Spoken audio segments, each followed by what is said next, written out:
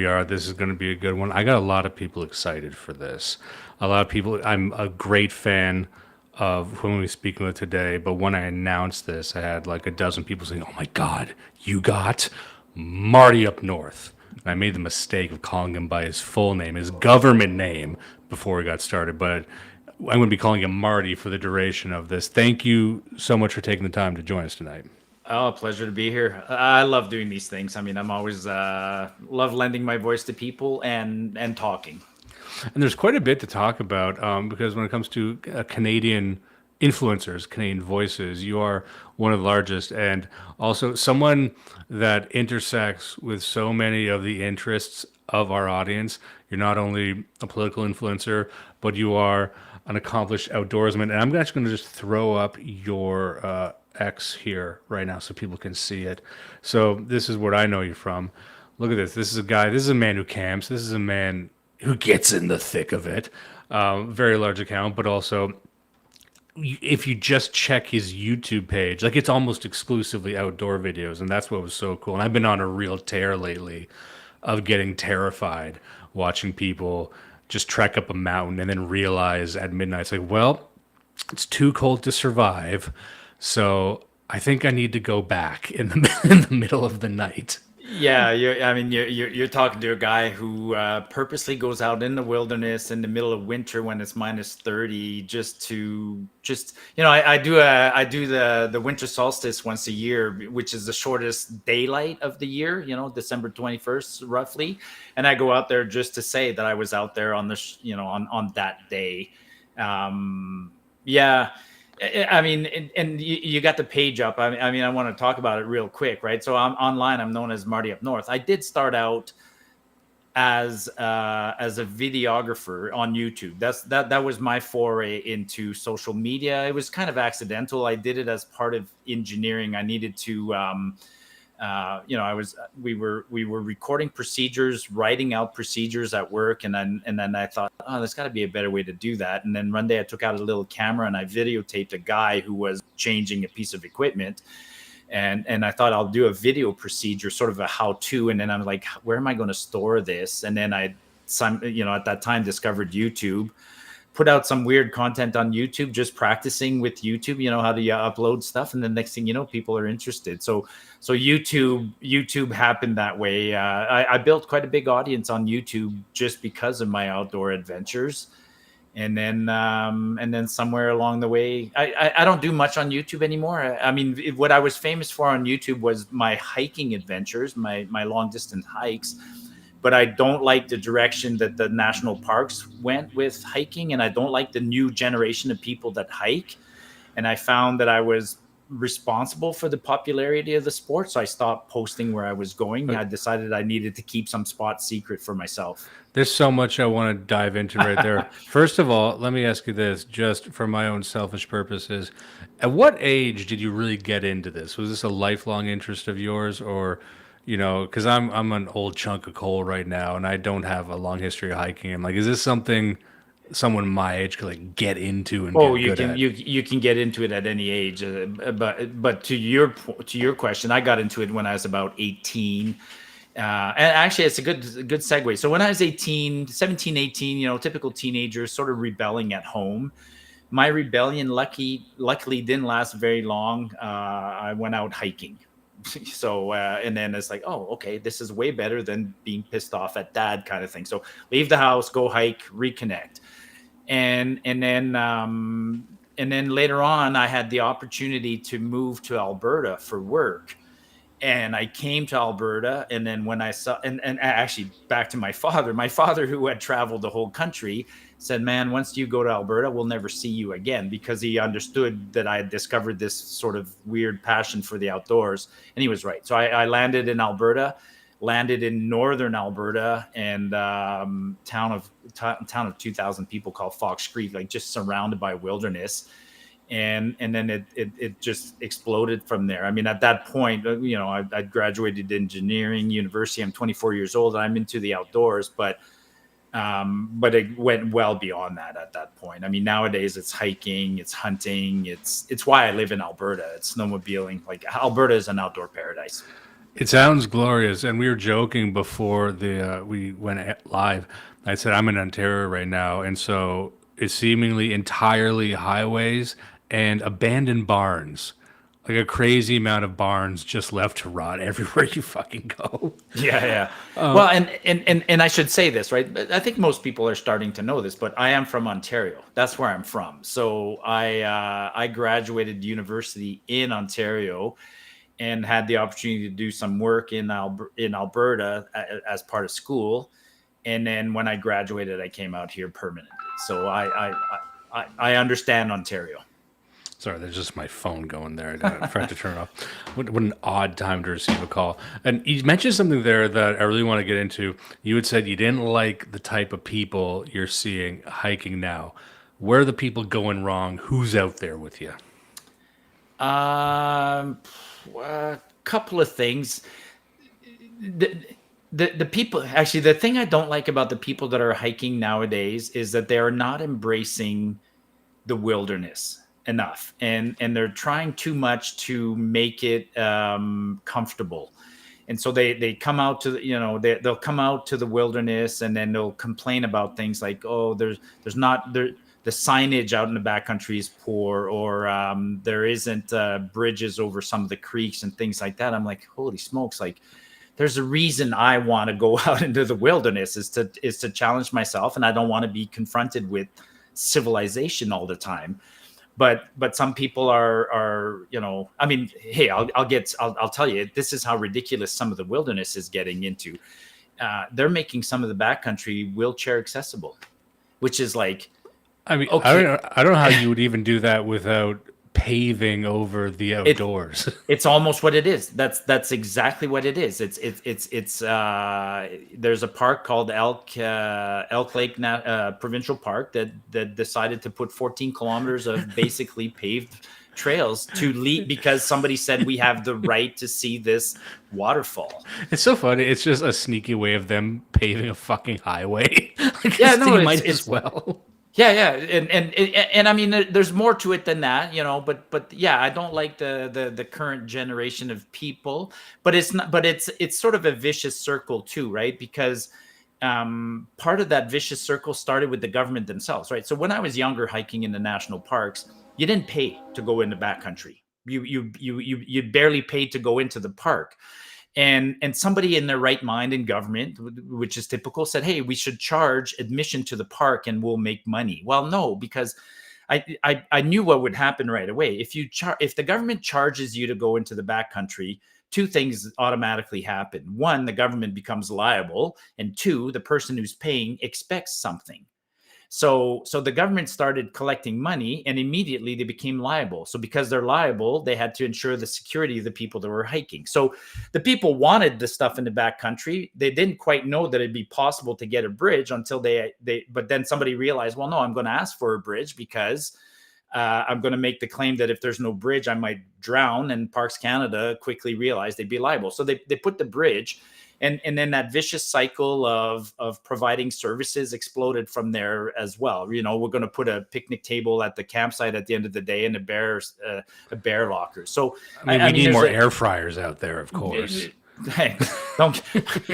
I saw somebody hiking up the trail one time with what looked like a rice cooker. So I don't know where they were going, but I mean, like, and then it's a topic near and dear to me, which is so funny. No, it's a topic near and dear to me that rolls into a lot of things. I mean, it's the government to me somehow or other managed to ruin something that was one of the last things that I got to enjoy in life, where the government didn't interfere in my life, was the backcountry, and the government managed to somehow or other screw that up and take that away from us. I mean, in fact, they did take it away. Look at what happened in Nova Scotia a month ago when they banned going into the backcountry and threatened $20,000 fines. That was because it's funny that right around that time we were hosting a big group event here in Ontario, and that was during the purported wildfires.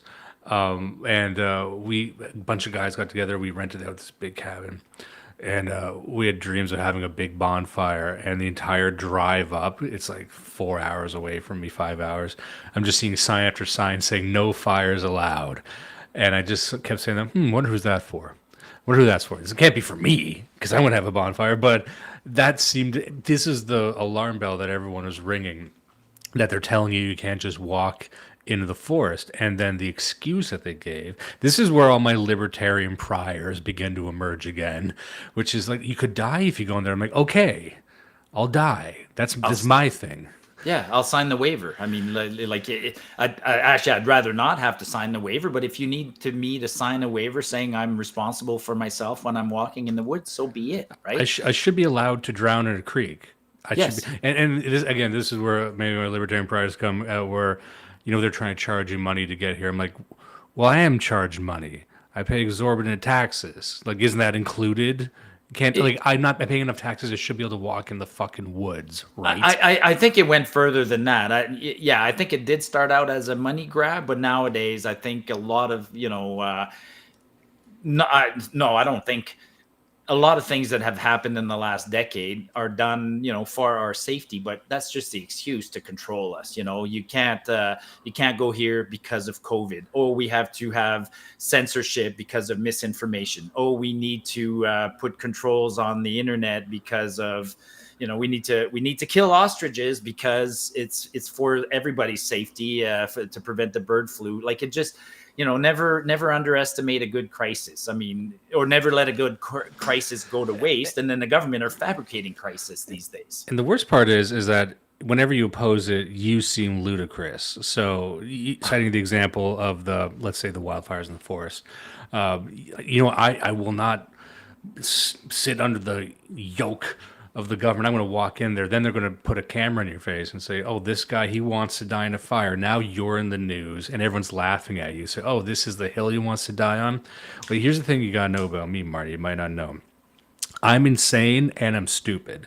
I have no shortage of hills that I'm going to die on. I will die on one of them, but I think that's how many men ought to be. But it just like the ostrich thing.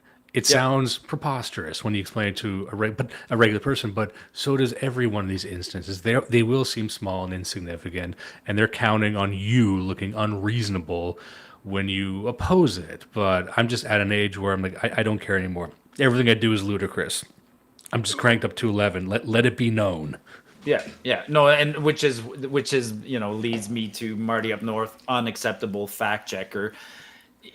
I set myself up to be ludicrous. I set myself up to be able to do those things. I mean, I took an early retirement from work, and that unshackled me from that. And now I can be that ludicrous person that and trust me, I get accused of being ludicrous all the time. I mean, whether it's complaining about out of control immigration, or there's no shortage of things that the government are doing to us. And when you and I push back, yeah, that's their number one strategy: make us appear as, which by the way is why I am so popular, is because I'm able to push back in a way that really, really, really irritates the government. Like, I can push back with facts, and somehow or other through my life, and I'm a guy who's pushing back, who's not I have a pretty good pedigree. I mean, we're going to talk a little bit about energy and stuff like that, but you are literally talking to the guy who was a senior, manager at TransCanada Pipeline. I was the president of two large Alberta oil companies. So I'm not a schmuck.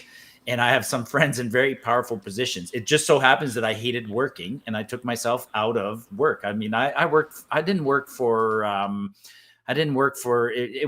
For me, work was just a means to an end. It was a way to make money, to pay for my kids' hockey, and so I could buy a new backpack. What I really want to do is go hiking. I don't want to work, so I work just enough to be able to enjoy life.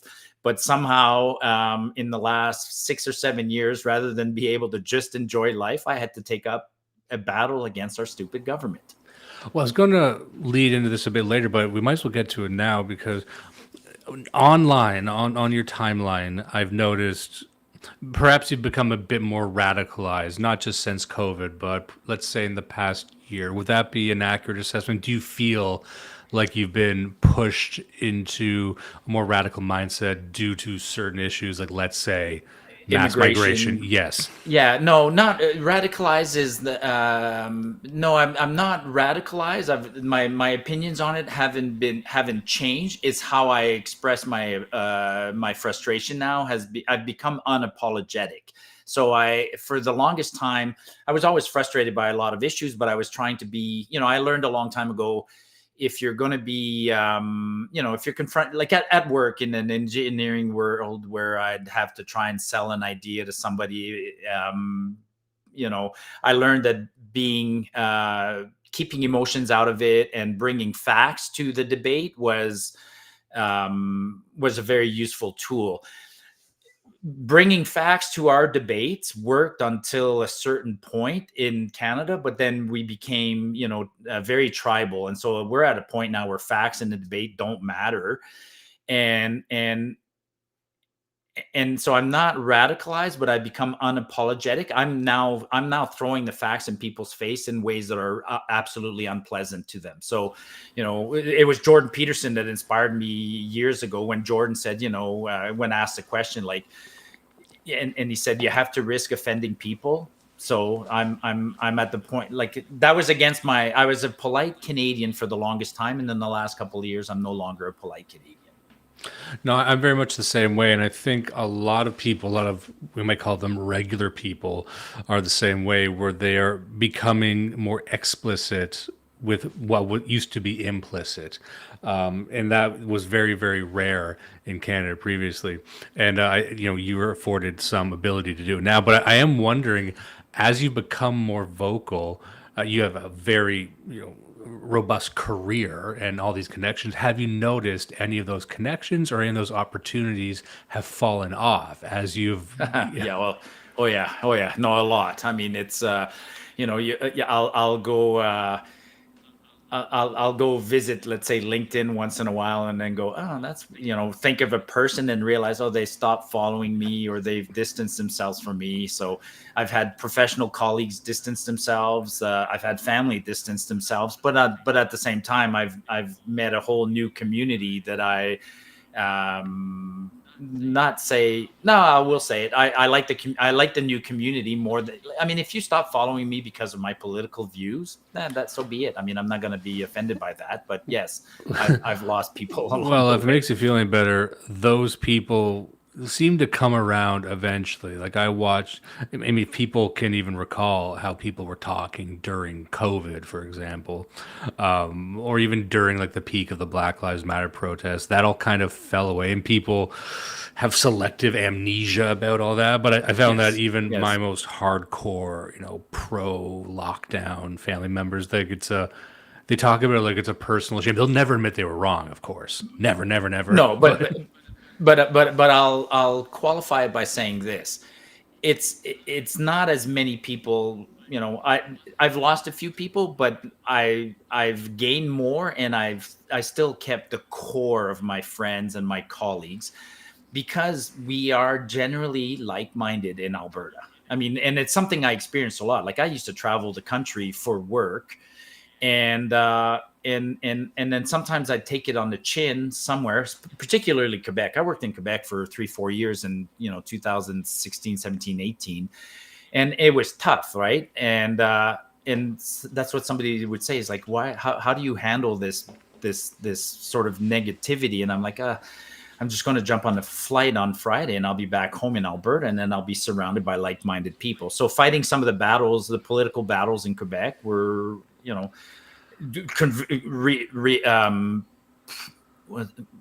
convinced me, not convinced me, I'm trying to choose a word, but that's when I really realized that in the last decade, that I have like-minded people in Alberta. It's not there's something different about because that was my Alberta. next question: is of the network that we just discussed that fell away, are there more Martys in Alberta? Can you speak more freely, just demographically or Yes, politically? Yeah. yes. I mean, I do it. I do it with my neighbors. I can speak.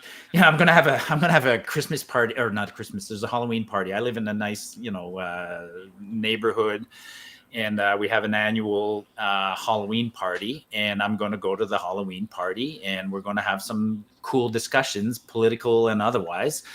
And I'll say this. I think I can have discussions here that I would not have somewhere else. Living in Ontario, it's like night and day. Even talking to my neighbors, I moved into a new house like 6 months ago, and we're meeting our neighbors for the first time. It's like diffusing a fucking bomb, man. Like, you don't know. You're trying to figure out, like, is this someone? Are you like a shit lib, or are you just a centrist, or like what are you? Because this could be the next, I don't know, 30 years of my life dealing with you, and you never talk politics, but you're trying to sort of triangulate what they are based on the media they want to talk about.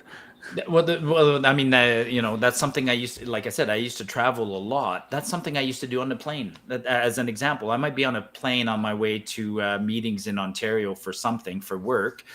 And I'd be sitting on a plane and somebody would see the engineering ring on my hand and they'd say, what kind of engineer are you? And then I'd kind of look at them and, usually I'd say something like, I'm a mining engineer, or I'm a mechanical engineer in automotive or something like that. And then see how the conversation went. But I would never pause like that in Alberta. Never, ever, ever. If in Alberta, if somebody said, what are you? I'd say, I'm a petroleum engineer. Done. And then if they didn't like it, which would be rare, I wouldn't be chastised for it. So you get chastised in Ontario for being a petroleum engineer, or elsewhere, or other things. I mean, not just that I'm using the engineering example, but I might get chastised for saying I hunt. I might get chastised for or judged, or so. In other provinces, I would self-censor in person. And less and less nowadays, but that's there. So that's what I'm trying to say. I have no self-censorship in Alberta. Never experienced. The closest to self-censorship in Alberta would be I don't know, coming out of church on a Sunday and somebody's a school teacher and the teachers are on strike. I'm going to self-censor that day. I'm not an asshole. I'm not going to bring up, my true thoughts on teaching. But I was in the situation just last week, visiting a friend whose wife is a teacher, and we're sitting in the kitchen and she asked me for my opinions on the strike. And I'm like, are you sure you want my opinion, Casey? Because I'll give it to you, and she took it and it was a good debate. But I don't think I would have said what I said to her in Ontario. Having probably most likely very similar views, I am thankfully in a position where people no longer ask me my opinion on things. Like in family, do they know what Dimes is one of those people. We're not going to ask him about, because if I wasn't there, they would all be they're like, oh, Trump, right? No, don't you hate that? But like I'm there, so I'm not even like a pro-Trump guy, but they think I am. So I'm just it's not. I kill politics at the family dinner. I love it. So you got to tap dance around me now. How you like that? Because I won't shut up. I will start a fight. I will storm out. If you don't want a scene, talk about your favorite movie. Talk about your favorite type of mashed potatoes. That's what you're restricted to. I got a favorite meme that I've shared many times. It's two people at a dinner table talking, and there's a dog next to it, and the woman's got her hand around the muzzle of the dog, and it's underneath it says Marty, and on any topic. I'm in the same boat, Dimes. I mean, if somebody says, you must have an opinion, Marty, and sometimes I'd be, no, I don't, and then they'll just say a few more words. It's like, okay, all right, you want my opinion? Yeah, you're gonna get so it. That's what we're gonna do. We're gonna have a fight now. That's what we're gonna. Okay, just everyone bear witness that I wasn't the one who caused that. Because when you have these sorts of opinions, you get pigeonholed as a curmudgeon. You get pigeonholed as a guy who's always starting problems sometimes. But I've never in the past like 12 years initiated a political conversation. Never once. It's always someone walking into a room just convinced that everyone agrees with them and then announcing something and then saying, well, yes, you help me, agree with me now. I'm like, well, no, like I said, I'm stupid and I'm insane. So whatever's going to come out next, like you've never heard this before. Okay. And I just want to stay on this topic just a minute longer. One of the things I do is I do talk and I do debate, and people who know me know this. They know that my opinion on the subject can be changed. Like, I talked earlier about tribalism, but I've like even today, I had a meeting earlier today, a conference call with the government because I just come back from hunting and I don't like what I saw in the area. It had to do with caribou management, but the lady said something. I went, oh, okay. I conceded a point, but I do change my opinion. It's something that I learned as an engineer a long, long time ago. Like as an engineer, if I had an idea or an opinion, and it led to not to an improvement, but to a decrease in performance, admit that I was wrong. Like, you made the wrong choice. The machine doesn't work better. Everybody around you knows it. It's visible, so you got to admit, go, yeah, I'm sorry, guys, I made the wrong call, and so I've learned something and I changed my opinion. And I didn't need to wait for the failure to change my opinion. I mean, designing things and engineering things is done generally as a team effort. And I learned a long time ago to, not to believe my own bullshit and to embrace a diverse team. I mean, I had people that were, let's say, call them negative, right? And some people say, why would you work with Gord? He's so negative. I'd be like, well, when I'm in a meeting and I'm pumping my own tires and I'm getting all pumped up about an idea, I catch myself and I turn to Gord and I go, hey, Gord, what am I missing here? And then Gord would go, oh, I'm glad you asked. And then he would remind me of something that I had missed. So, and you had to have undergone something like ego death, because I don't a million think times most people, they cannot even approach that regardless of age. And I'm going to relate something to that is in no realm close, but even my co-host who can be here tonight, his name's Judas, and he's very much the same way. I count on him to rein me in when I've read some ridiculous theory, some shit that I read, and I bring it to the table, and I present it to him who's never heard it before. And he's much more pragmatic, much more realistic. He works in manufacturing. He's quite a bit like yourself. And he's actually working at a robotics company right now here in Ontario. So he's got that sort of mindset where it's very practical. It's like, okay, what you're saying doesn't make any sense. I'm like, okay, I need that. If I'm around too many weirdos like me, it's never going to stop. It's going to be a feedback loop that just alienates everyone forever. Yeah. So you need someone just to rein you in from time to time. No, absolutely. And I mean, it's a criticism we have of many politicians, right? We see many politicians that surround themselves with yes men or bootlickers, we call them, or whatever you want. I mean, like, that's the last thing I would have wanted to do. That's the last thing I did as a manager in the oil patch, is to surround myself with yes men, because a mistake will be catastrophic, could be deadly, have terrible consequences for myself, for the company, the environment, everybody. So, and that's funny because people tell me, will slap like don't you believe in science? I'm like, oh, you have no idea how much I believe in science. And so, and facts, like, yeah. How did we get on this? Yeah. Well, that's where a lot of people get into this space. It's not for any sensational reasons, because they discovered facts that they believe are true, especially when it comes to things like mass migration.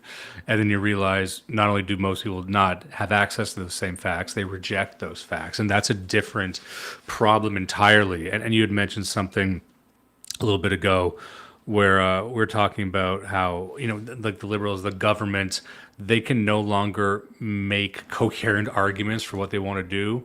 And I created this short video quite some time ago called Paving Over the Public.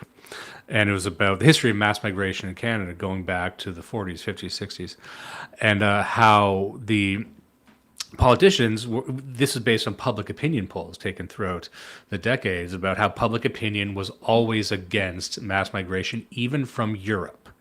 Because this is always the most striking part of this entire conversation. If you go back a few generations, it wasn't obvious to anyone why you would need mass migration. If you're prompted a question saying, do you think we should increase migration or lower it? Sitting where we are right now, we've been propagandized for so many generations, thinking that you must make GDP line go up. But back then, that was a ridiculous question. Like, why would we need more? What, Polish people? Forget like Indians and Chinese, but like even bringing in more Italians. Like what? Yeah, well, I live in a part of the world where that was an easy answer. We needed more people. I mean, if you lived in Alberta in 1918, it was sparsely populated, and more people simply meant more people who could help you. Like we were really dependent on each other, and so having a few more people around us was useful. And the people that came here in 1918, they weren't a burden. They contributed and they added. I mean, at that time, we were literally building infrastructure. We Everyone's needed a colonist. Everyone's a pioneer at that bingo, stage. bingo. But today it's a yeah. I mean, I'm in that camp now. Why do we talk about perpetual growth, and why don't we just target a certain, I mean, I like Canada at 30 million people. Why not Yeah, just try that's and the keep it? thing. Yeah. One of I think it's like an Agenda 21 type plan, which is saying Canada will have, was it 100 million people in 100 years, I think is the claim. But I actually think Canada has the perfect size population. Yes, it's very spread out, but maybe every country should be. Maybe we have too many people. Like, this actually feels comfortable where people can really breathe here, contrasted against India, contrasted against even like fucking China or anything. Like, this feels like a good type of normal to me. I don't think we need to keep population growth forever. And to the point I was making was that after generations of propaganda, like, we need this to grow the economy, but it's been shown that that doesn't seem to be the case. By no metric does the economy improve, and so they've almost surrendered that argument over the past few years, especially with all the Indian immigration. So they don't even make an argument for it anymore. They just say this is something we're doing, and that to me is the end of the debate. Because if they were at least respecting us enough to lie, that would be something. But now it's just they're shoving this thing through with no reasoning applied to it, and everyone's just flabbergasted. Like, why are we still doing this? I, I, I, I agree wholeheartedly. I think it just got away on them. I mean, I think it. There was perhaps a valid reason to temporarily increase immigration right after COVID, but I debate that even. But it just got out of hand on them. It just for political correct. I mean, just look at that Roxham border crossing. I mean, they were doing mental gymnastics to justify it. Like, oh, it's not illegal. It's whatever they were calling it. It's unusual immigration and this and that. I mean, like, no. Just like, enough is enough. Just close the border and regain control, and then rethink the policy. Well, actually, let me say this. This is another thing that I don't like about the current governments, which is a parallel to my engineering world. In my engineering world, I would change one thing at a time and make sure I progress in the right direction, and then change something again. As an example, if my mandate is to make this car go faster, I'm not gonna change the setting on the carburetor, change the tires, and change the aerodynamics, because I won't know which one worked and which one didn't work. And so I do one, I monitor, and if it doesn't work, I reverse it, and I do something else. And that's one of my criticisms of governments of late in our country, is that they're doing everything so fast without monitoring whether it's actually working. They say they're going to monitor, but they don't. The immigration was an example. I mean, early on they said it was needed to combat unemployed or high job vacancies. Okay, well, did you accomplish that? Yes or no? Then they said, well, it's also done to improve the GDP, because we need to make sure that our debt to GDP, you know what I'm saying? So there's been zero monitoring and rapid change.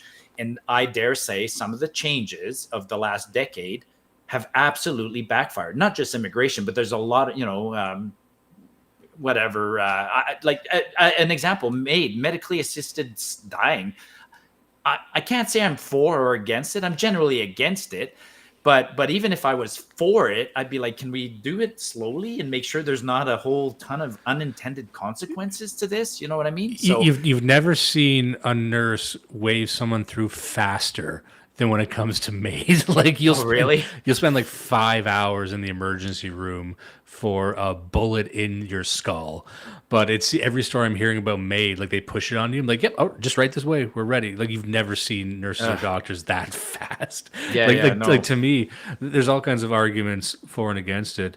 To me, it seems highly manipulative and also just it seems like a manipulation of the Hippocratic Oath, and the Hippocratic Oath, I guess, isn't official or legally binding, but it's expanding the definition of what harm is.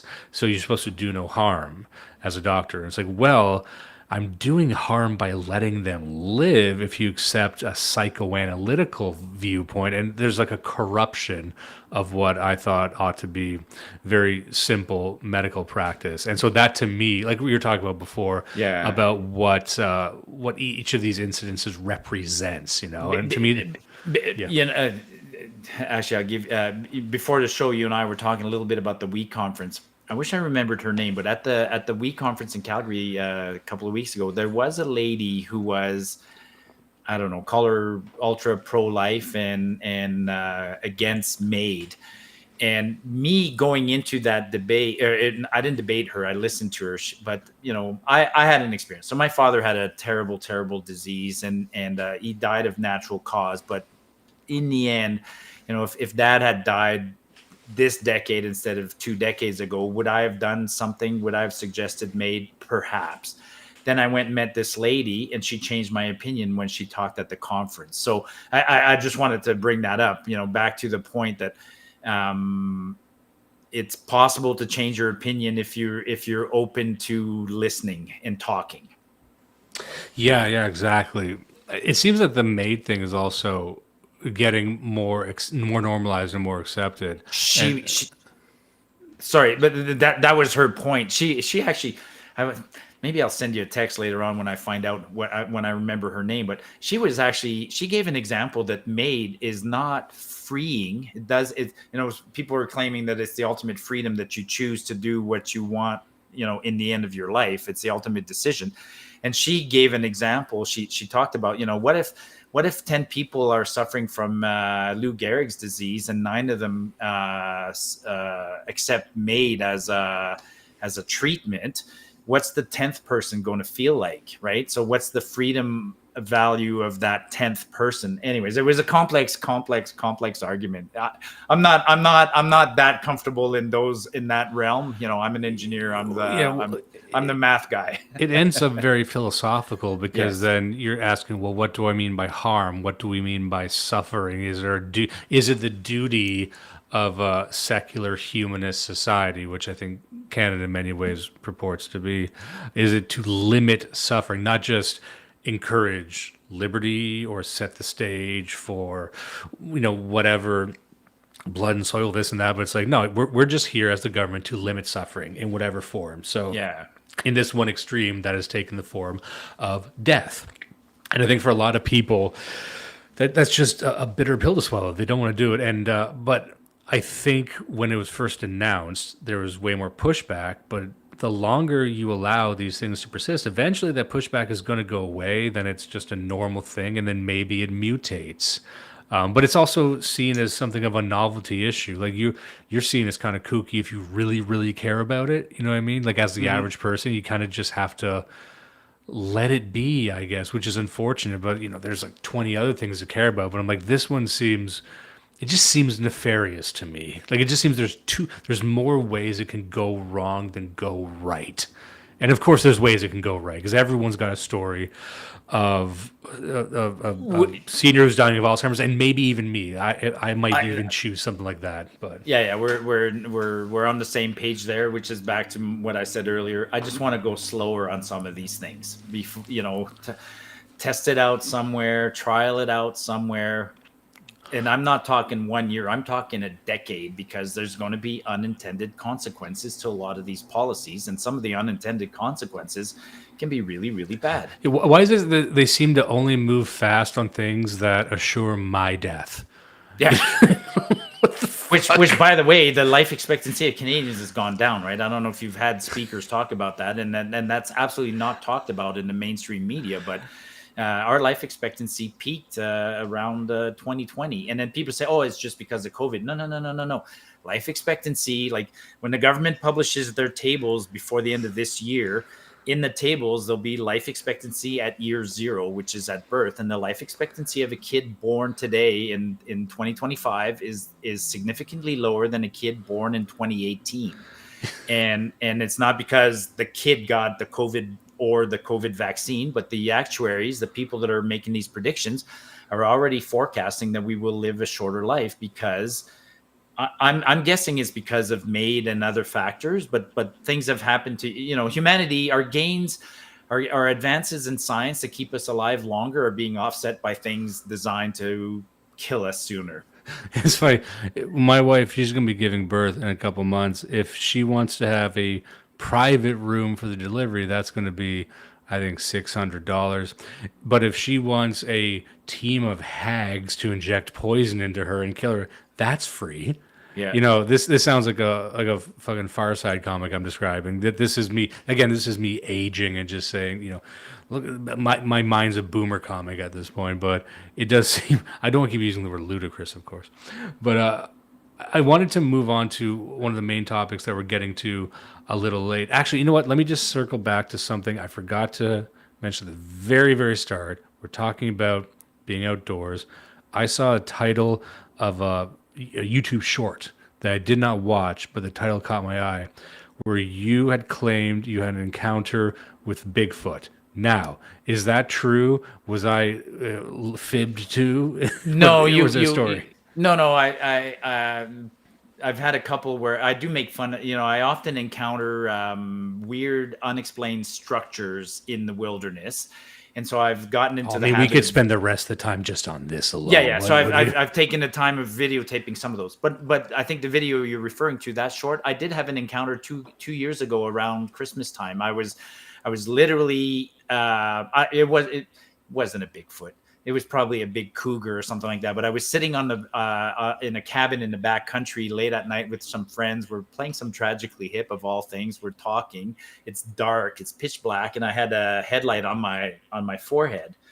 And then I got up to move, and when I turned, the headlight shined on something, and I scared an animal that was trying to move past us, around us quietly, and it was like a big cat, and it screeched, like it screamed. It sent shivers down our spines. And so that's that video. Needless to say, I walked into the cabin after that. I'm like, I'm done. If you weren't in a cabin, let's say you're just out there, maybe there's something you wouldn't do, but if you're out there just in tents, what would the approach be there? Would you just reach for the bear spray? Just I mean, make the fire big. Like when I'm in a cabin like that, because there are little cabins, I wouldn't have a fire outside. But if I'm outside, it would just the tent. A fire provides an incredible amount of protection. So at night, especially in winter, we'll keep a fire going as long as possible, and then that keeps the animals at bay. But otherwise, we do have bear sprays, which is our last line of defense. But the reality is like that animal was trying to get around us. That animal didn't want to be spotted. I scared it because I accidentally shined my light on it. But that animal was doing what it does, which is trying to avoid contact with us. He just happened to be coming down the valley and trying to go around us. The only real encounters I've had with animals in the wilderness are the ones where very accidental, where I'm coming around a bend on the trail quietly, and then I'll startle a bear. And even then, I've rarely been charged. People find this funny, but the animal in the wilderness, because animals, they don't want anything to do with humans. They just don't. But the number one, my nemesis in the wilderness is porcupines. Really? They're ruthless. They want the boots. They want the salt on my boots. They want the salt on the straps of my backpack. They will keep coming back into camp. They'll grab the backpack from underneath the tent, haul it away. They do a lot of damage. I can smell them. If I walk into an area and I can smell a porcupine, I'm going to walk another 10 kilometers and go set up camp somewhere else. I hate porcupines. So encounters with bears, what sorts of bears have you encountered? Over here in Ontario, we tend to just have black bears, which are no big deal. They're very pretty docile and eat fucking Doritos all day. Yeah. No, I haven't. I'd say on average, I haven't encountered with black bears every 3 days on the trail, which means 2 or 3 in a given year. In my years on the trail, one encounter with a grizzly, a very close encounter. Very lucky, he decided to bluff at the last second. Otherwise, I was with another friend, and one of us would have been in trouble that day if that bear had decided to. We just caught him off guard near a river. Could you put me in the scene? A bear bluffing. Like, what does that look like? What's going through your head?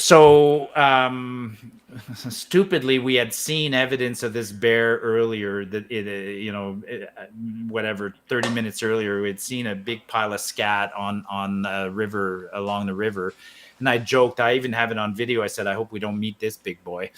And then we're just hiking along casually, a little bit too close to a river, but there was trees between us and the river, and my buddy just yelled bear. And when somebody yells bear, instinctively I'm expecting him to be pointing to a bear. So as soon as he yelled bear, I turned to him to see where he was pointing. I was like, holy shit, this bear was running full speed towards us. He was charging us. And I tried to turn and grab my bear spray, which is on my hip, and I was kind of fumbling with it.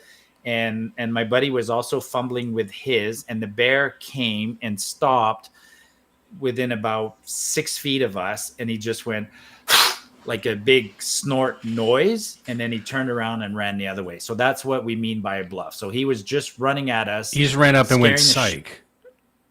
He went psych. He's running at us, or she, most likely she was a female running towards us. What that means is while she was doing that, her cubs, which were nearby, would have scattered in the opposite direction. So what she's doing is she's just buying time for her cubs and not interested in an encounter with us, because that could be damaging and risky to her. So she just bluffed us. That's very interesting, because you've made a liar out of me. I said something to someone the other day, just talking out of my ass as usual, talking about how, man, if you ever encounter a mama bear with her cubs in the wild by accident, they're gonna kill you. This is the first. Of course, that was based on nothing. That was based off of me watching Grizzly Man like 12 years ago.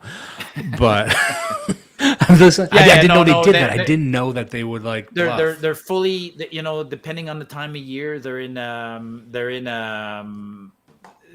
bears are particularly efficient. They don't want to waste time. They're scavenging. They don't want to fight. Fighting for any animal, a fight is a risk.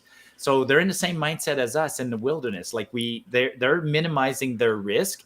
They're minimizing the amount of calories they consume and the energy they use and everything else. So they're very, very efficient.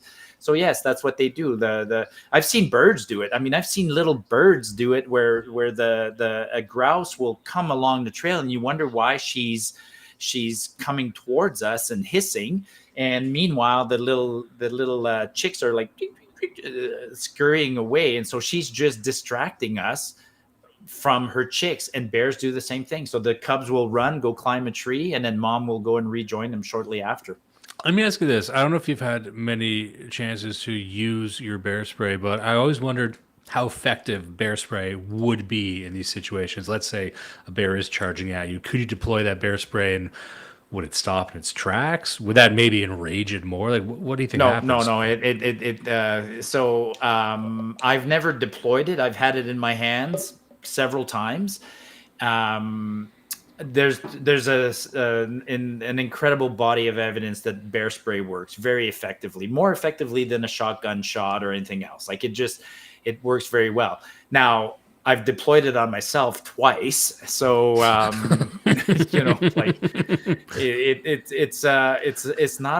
it's not a pleasant thing. You just checking to see if the safety's off? No, both times were accidents, right? One time was the bear spray. There's a little cap on the bear spray to make sure that the trigger is kind of locked, and you have to pull that off quickly. And so my bear spray is always on it was on my backpack, and then I was stuffing my pack back into the back of my truck at the end of the day and trying to push it around, and then the spray just went and hit me right in the face. So So then okay, what was that like for a it's human? debilitating. It's like you're crying, you're incapable of seeing anything, your face burns, your eyes are burning, You're making bear noises at that point. you're making every noise imaginable, you can't see, water what won't help, you're trying to find anything in your bag that's oil based, but there's none of those things usually when I'm hiking. I mean, you'd want milk or something to try to, water will just make it worse. I'm just laughing at me doing such a bad job of being outdoors. You talked about accidentally rolling your ankle if you're in the middle of nowhere. Then it's very real. What do you do? But just being in trekking up a mountain and then still bear spraying yourself in the face, you Well, can't do anything. I probably have a collection of about 10 bear spray cans downstairs currently, and I just find them on the trail all the time, which I always wonder if people are deploying them and then drop them in a panic, or if they just lose them. If they're just losing them while they're on the trail, they're losing their number one form of defense. But I find bear sprays all the time. It's just people walking on the trail just trying to like twirl it in their hands like a pistol and just dropping it. Yeah, something like that. People just loving having bear spray too much. I have videos that show how they work. I keep old bear sprays, and I deploy them in winter just to show people how, because they're stained. They're usually orange or yellow, so I use them in winter to show people that you want to hang on. You want to hold on till the last minute. If that bear is charging you, you don't spray it when it's 20 feet away. You have to be ballsy and wait until it's like 4 feet away and then discharge it. Now, is that a feature or a bug? Because you would almost wish that could go a bit farther, or do they do that on purpose? Do you think? 'Cause Um, I'm looking for range on this thing. I want to hit the something. range is 20 feet. The range is 20 feet, but it's, but as it spreads out, it becomes sure, it'll hit a bigger area, but in less concentration. So to be super effective, you wait until the animal's close on you, and then it's going to get a full blast in the face. Well, I guess you would need that to assure that it is a self-defense situation. You're not just a bear spray sniper seeking out victims in the Eh, wild.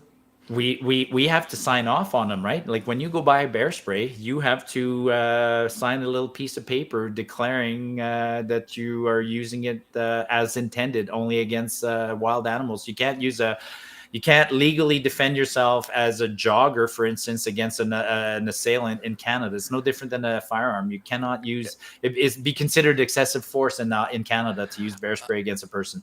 I assume that any woman or 9 out of 10 women buying bear spray are not using it for bears. It just, Guaranteed. yeah. I got one for my daughter. I got a smaller canister for her, and I tell her just keep it on your bag when you go walk your dog. Maybe a coyote could come at you someday, and then use it against the coyote. But more likely, that's what I told her. If you got somebody uncomfortable that's following you, don't be shy. Just turn around and give them a blast of bear spray, Better be safe than sorry. Now, and then come see me, and I'll deal with it after. we'll just burn the bear spray. Yeah. I wanted to ask you about this because this is really the heart of the matter I wanted to talk to you about. I'm going to try and pull this up on screen here. Just this is a tweet that you had made just to give some context here. This is quite a long tweet you had said. You said, "These are my profile pictures from over the years. I do not need to be lectured on the importance of Alberta independence." And then you've got various banners from your X page over the years, all about Alberta, Alberta independence, the West's federal party. I was hoping we could speak a bit about the independent Alberta movement. We've mentioned it a couple times on the show, never really gotten deep into it. I know there's a lot of discourse going on right now about Alberta separatism, and I just thought, who better to ask than a enthusiastic defender of Alberta? What's going on with the Alberta independence movement? Is it a real separatist movement? Is it, what is it basically, and how deep are you into it? Yeah, I'm pretty deep.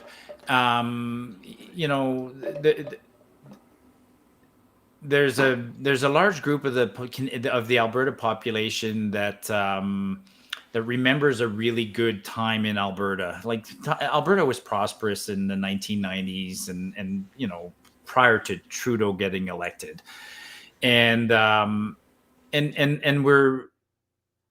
there's a realization, especially after the last election, that more and more Confederation, the way it exists, is kind of broken, right? Like, I mean, like it was common in Alberta. Let me go back a little bit. Like when I was younger in Alberta, like in 1980 in Alberta on election night, the only way you got the election results was by watching the CBC. And the polls didn't close here until 8. So the CBC by law would not share what was happening in the rest of Canada until 8 o'clock. And at 8 o'clock, when the polls closed in Alberta, we turned on the CBC and we would see the results of the election in the rest of the country. And we would have lost, and we had already lost, the country would have already gone Liberal and our vote didn't matter. Elections are always called by whoever before the votes are even counted in Alberta. So, and we got used to that because people kind of let us, it didn't really matter because we were prosperous. People let us do our own thing no matter what. But in the last 20 years, 10, 20 years, I mean, it started with Trudeau Sr. with the National Energy Program, but Trudeau Jr. took it way farther, right? It wasn't about, we'd be happy if they just let us alone, but they don't leave us alone. They're trying to stop our oil. They're trying to, take away our firearms, keep us out of national parks, do all sorts of things. And so we're getting a bum deal. And it's not that we're not, and not only are we not getting help, but or a fair deal, we're getting pushed down. And so people are getting fed up, really fed up. And then the election of Carney just put a lot of people over the top. So basically, Alberta's getting a bum deal, and we don't see a way voting ourselves out of this. Never been able to. So is the Alberta separatist movement growing? Absolutely it is, because nowadays we're out in force talking about these things. I belong to the Alberta Prosperity Project, which is a homegrown, non-political, it's not a political party, it's just a movement, it's just an entity.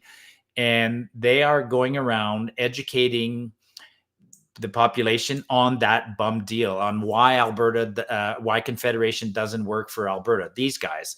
And I've attended about 16 events so far this year. I got one on Monday next week and another one. And we have more members than the Conservative Party of Alberta. We have like 30 or 40,000 actual members. And we've been collecting signatures because we're trying to get a referendum on a sovereignty referendum. We have a question that we put forward, and we want to get a referendum. In Alberta, in order to get a referendum, we need to collect 170,000 on paper signatures validated by justices of the peace or notaries or people like that. And so we're not collecting the signatures on paper yet, but we've collected the intent to sign the petition electronically. So electronically, we have like 220,000 people who've signed up, saying that when we come to their door with the paper, they will sign the petition. And the petition by law is supposed to, Danielle Smith, the premier, said that, we have laws in our province. I think every province has similar laws. If we show up at the premier's office with a petition with 170,000 names with a specific referendum, a separation question, she will put it up as a referendum. The hurdle right now is that a non-elected bureaucrat, the chief electoral officer of Alberta, saw the question that we proposed, and rather than just accept it, he decided to immediately pass it on to the Alberta Superior Court. I think he's passed it on to he's passed it on to the Alberta Superior Court, and he wants the court to rule on the constitutionality of the question. So does that mean they take this movement fairly seriously if they're trying to throw obstacles in your way like that just to slow it down? Yes. Is there significant or any overlap between the Alberta independence movement and the 51st state movement? Like how dependent is this movement on a strong relationship, trade or otherwise, with America?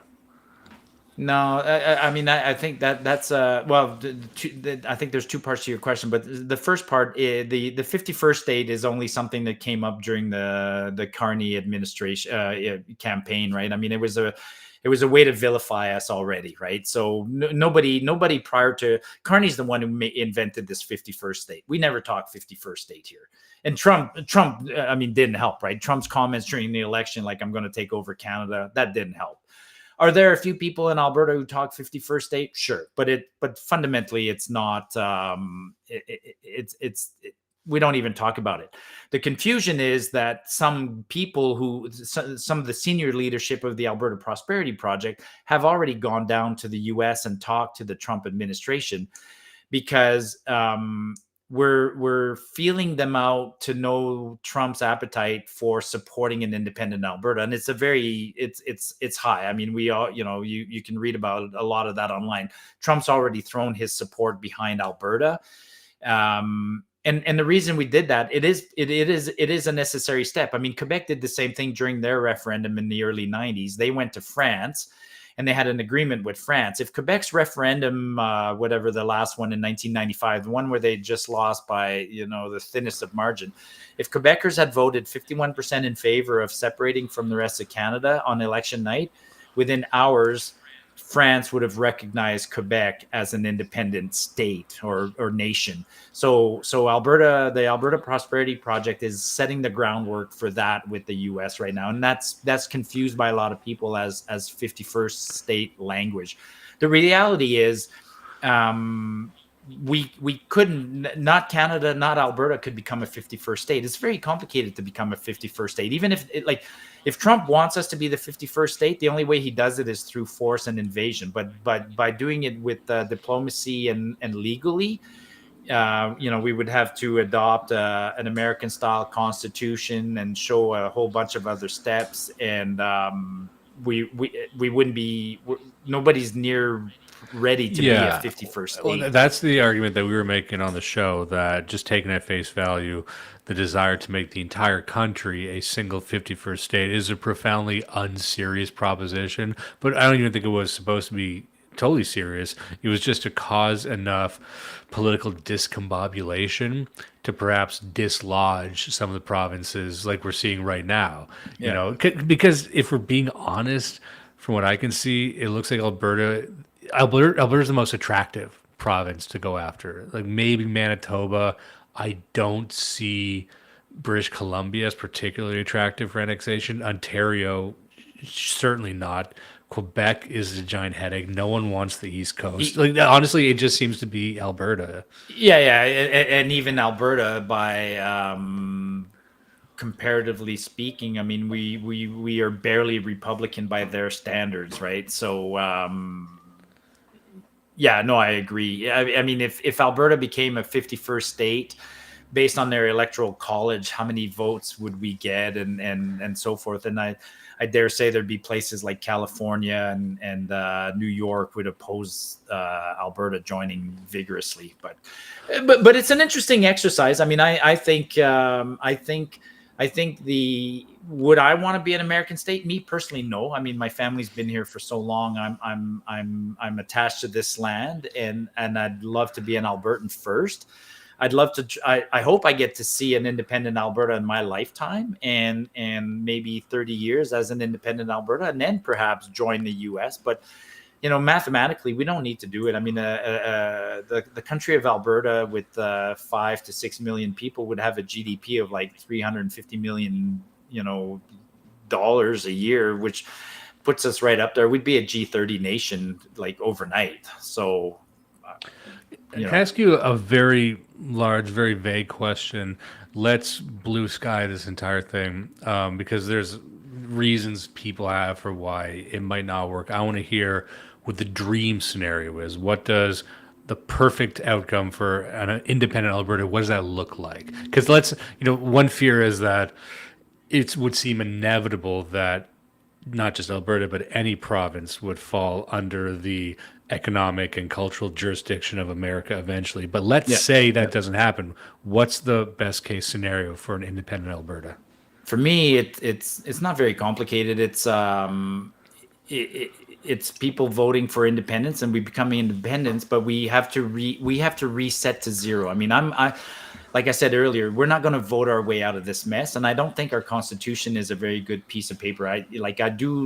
One thing I do like about the Americans is their constitution. So an independent Alberta to me is a chance to restart from fresh. We're barely having those discussions right now because we're being told just dive into it, just become independent and then worry about it. But that doesn't sell well. So we're starting to talk about it. An independent Alberta would be a republic of some sort. It would have to, abandon the monarchy, abandon the Westminster system, abandon and go more to a republic with more elected. A total transformation of how we operate as a society. Well, not total. I mean, we have a few things that seem to work okay. Our policing works. We don't need to start over with policing and perhaps the courts, but that's what I want is a fresh start. I tell you, I'm hearing more positive energy behind this than in Quebec.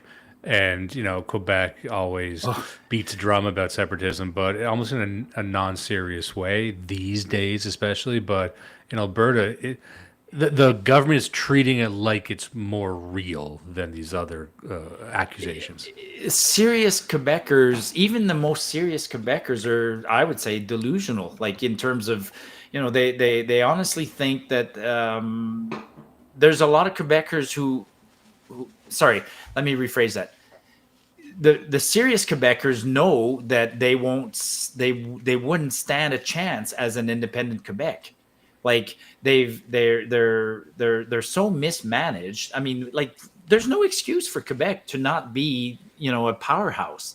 I mean, they got more landmass than us. Than Alberta. They got resources coming out of the wazoo. They got an educated population. They got cheap electricity. They have a huge market next door, and they have everything else. They have so many things, but they're the economic basket case of Canada and almost the economic basket case of the nation, of the continent, right? So, and why is that? Because culturally, Quebec has chosen in the last 2 generations to become sort of this weird egalitarian welfare state, and it's lost all ability to be innovative and critical and free thinking and entrepreneurial. So Quebecers can talk all they want. The real Quebecers who know what's going on know that an independent Quebec would be a fiasco. They have to stay within Canada. And then we get accused. Sorry, I got to drink a sip of water here.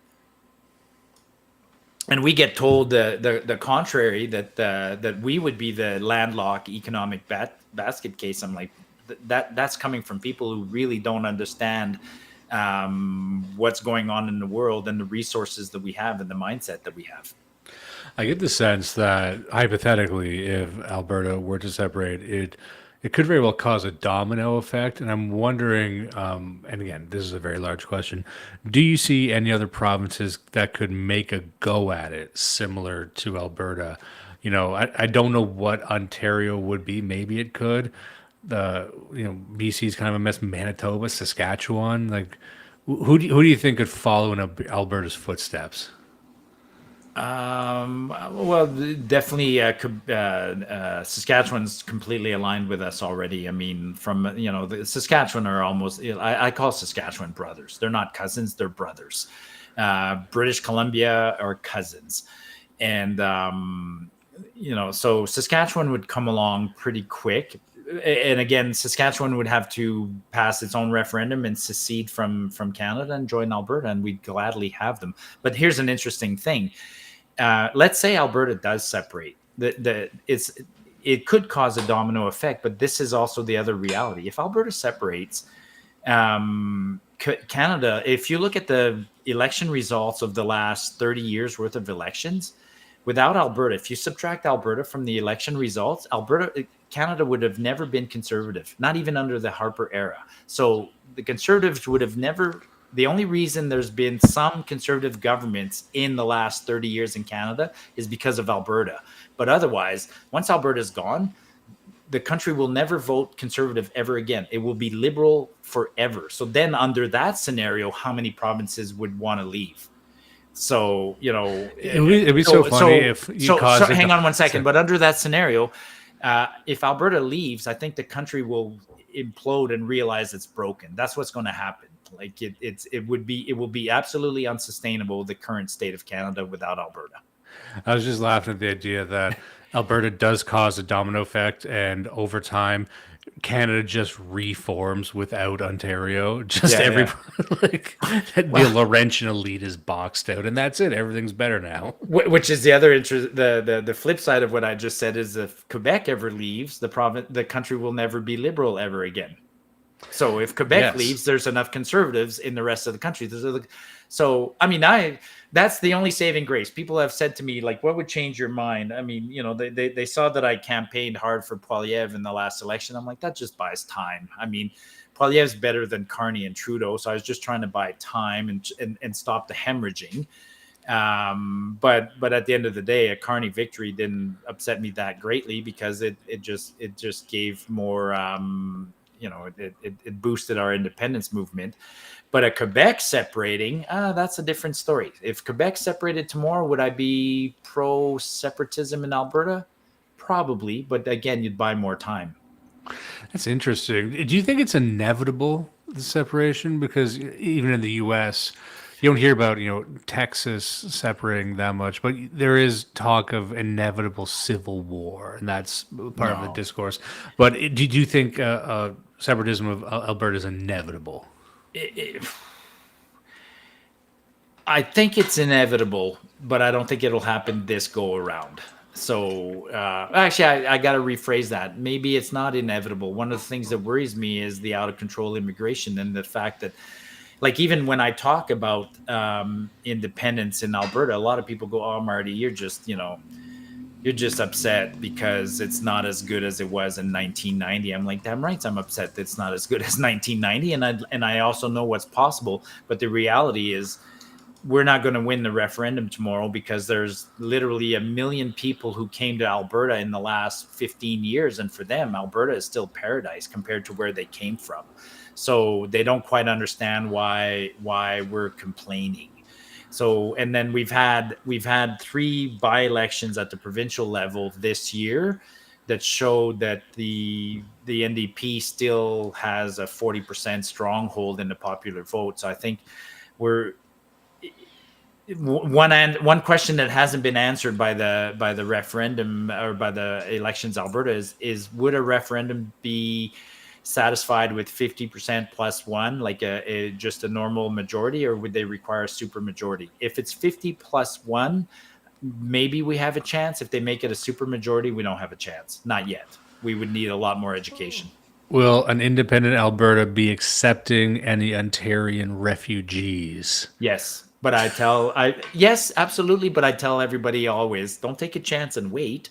Come now. Come be part of the fight, because once we become an independent country, we might close the door for a while. But the other thing, pragmatically, I get into this argument with people all the time, is you'll just appear as opportunistic, right?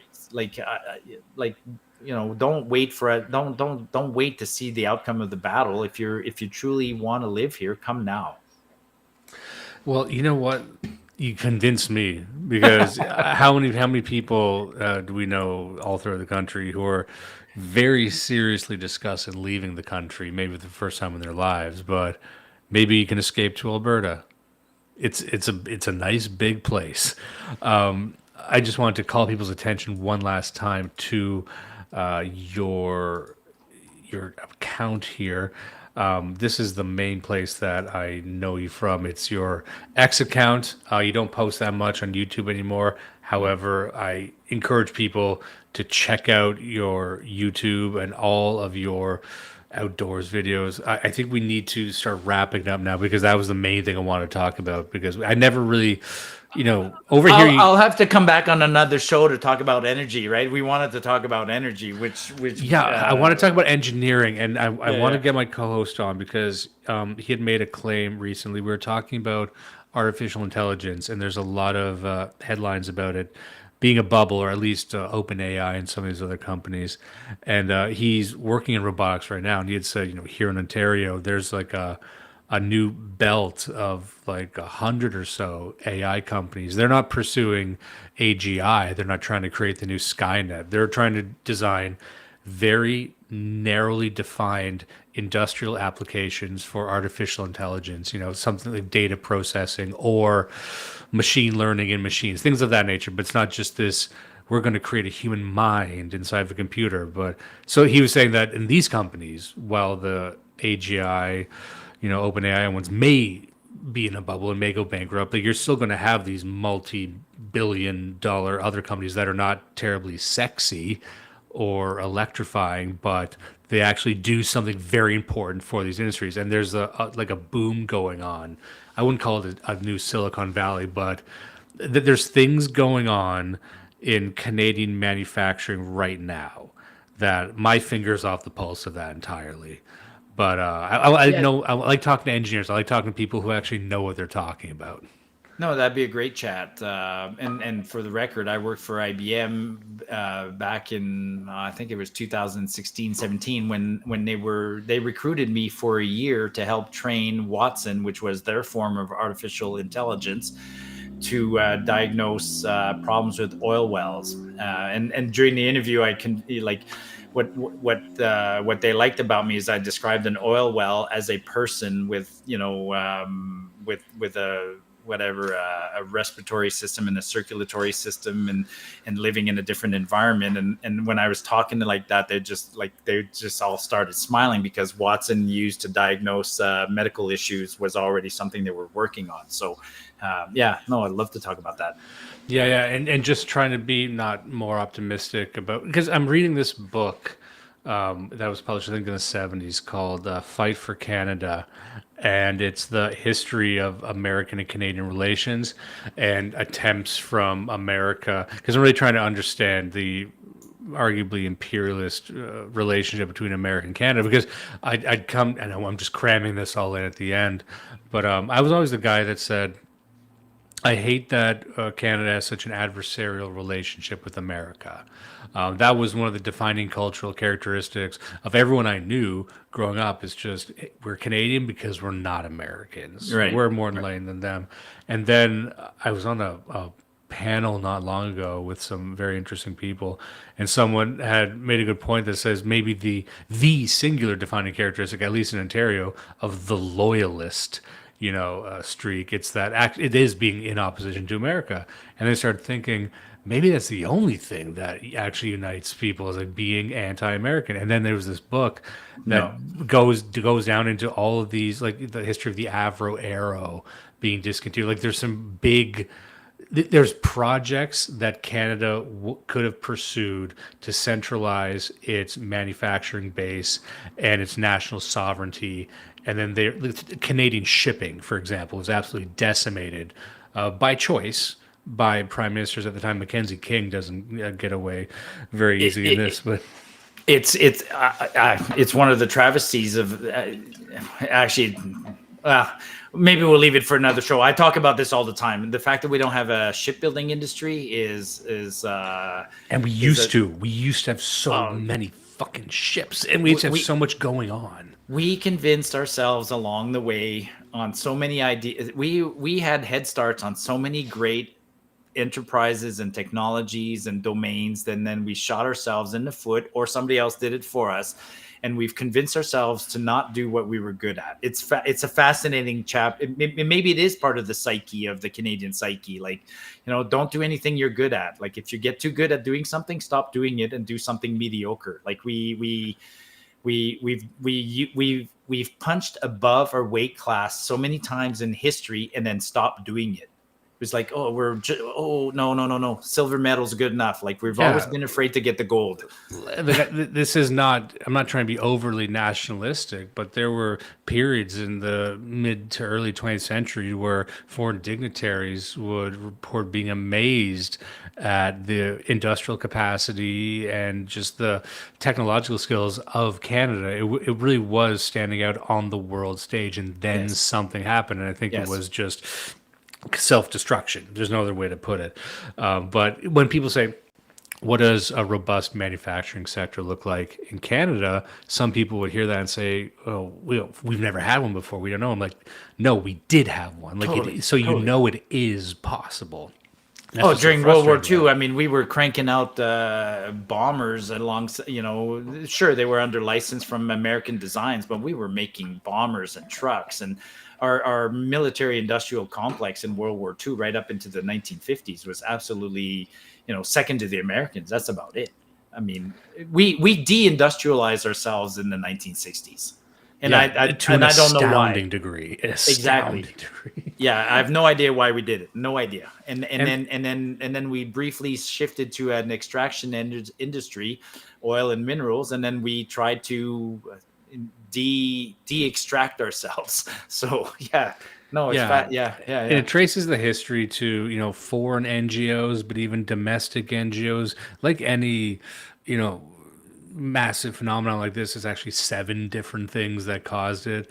But it is the politicians, some of them being bots, some of them truly believing that they don't want their country to represent this. They want to be a 21st century globalist service-based economy. And they feel that, and they don't want to leave it up to a vote. So there's all these different forces at work there. That will be for the next time that we speak. But I'm glad we got to discuss Absolutely. Bigfoot encounters and and how And to make a more spraying. Yeah, yeah, a yeah. more weaponized bear spray. Anyway, man, it was great having you on. I had such a fantastic time. Thank you so much for taking the time. You're a busy man. I'm going to let you go now. Is there anything you'd like to bring attention to before we leave? Any No, other yeah, thing you're you'd like doing. to plug? Thank you for this show. Bring me back anytime. Great chat, and yeah, tell people.